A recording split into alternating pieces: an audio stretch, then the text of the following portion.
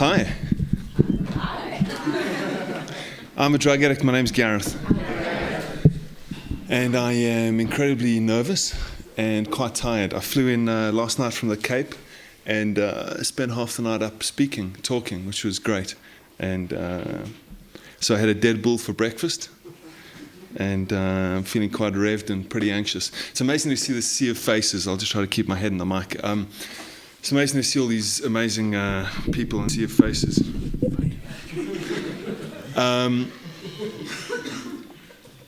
haven't lived in South Africa for 5 years, and I'm astonished at how NA has boomed, blossomed, and grown. And that's due to the efforts of a number of people who are here today and some people who aren't here today. The people that aren't here today, I guess, are for a multitude of different reasons. Some are back out there, some are dead, and some are at those other beautiful places, jails and institutions. In particular, Jeremy K., Peter O., the most lovable rogue I ever met, Russell U. There's a bunch of good people who aren't here today. It's great to see Joel, Herman, some of the old people. Tessa, how are you? My God, I didn't see you there. And it's been an amazing journey. It's been an amazing adventure. I still sometimes am struck with a sense of awe as to how I wake up sucking oxygen in the morning, you know. It had very little to do with me. Also, I wanted to say thanks very much to the likes of Mark and Cheryl. I think they've had an amazing hand in not only documenting how this thing began and what's happened, and also pushing service structures and NA growing and developing as a whole. And I think that that's astonishing. I'm not sure if you guys all know some of the exciting stuff that's going on. There's Radio Anonymous at 12 o'clock on Mondays on Help Me Out Your Radio 2000. Yes. What a country. There are billboards. There's PI. We're going to have a nationwide phone number for NA. There's a bunch of great stuff going on. I was first introduced to NA in 1989 in a treatment center. There were two guys that came by and ran a group there on a Wednesday night. They were called Doug and Bruce. And there was another guy who seemed to work part-time at the treatment center. His name was Faisal. He worked for a guy called Dr. Sylvian de Miranda, who ran 2 treatment centers. He was billed as the foremost authority on addiction treatment in the country. He's now dead, and I'm still sucking oxygen, which is not how he thought it would pan out.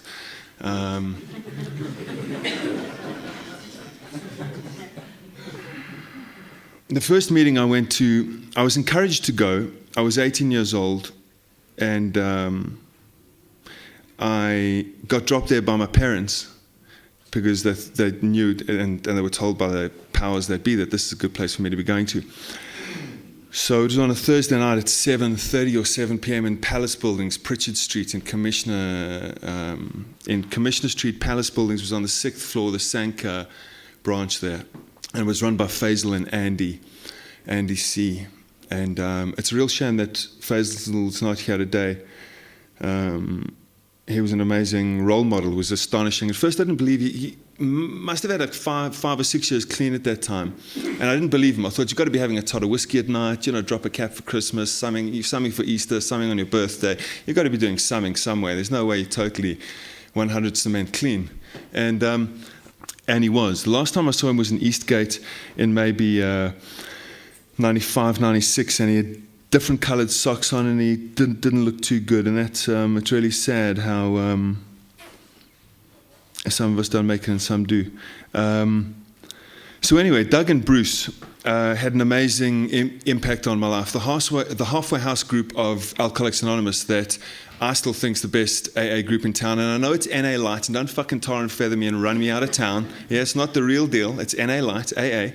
But I kind of see AA as the mothership in some ways. The other thing that fucking astonishes me about these rooms, and I was at a convention, NA, by the way, which is good, in Orlando about a year ago, and I saw this big sticker on the wall, and it said, "Profanity is not a sign of spiritual growth."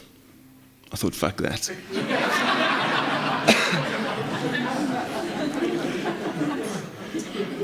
The Halfway House group of AA was the first group in the country that I knew that accepted duly addicted people.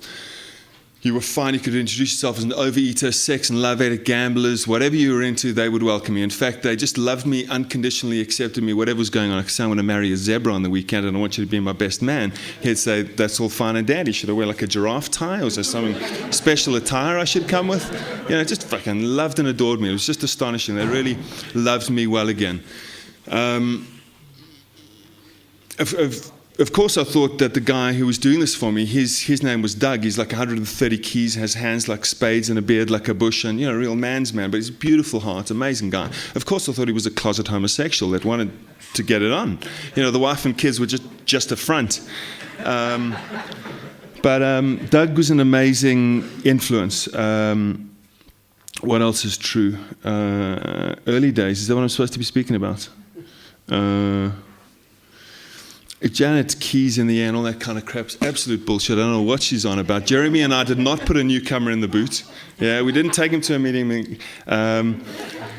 We've had some amazing experiences. The best years of my existence have been the time I've been clean. I'm 35 years old, 13 years clean and clean and sober.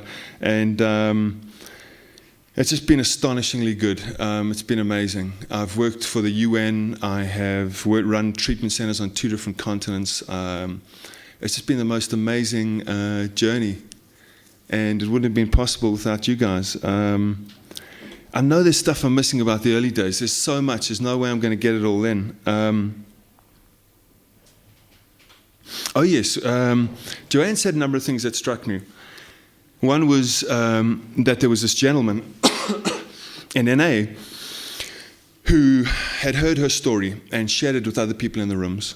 I'm really upset that I didn't get to hear anything. And if anybody knows, please come and tell me, or Joanne's going to have to tell me herself, because I'm gutted. I'm really, I'm dying to hear this.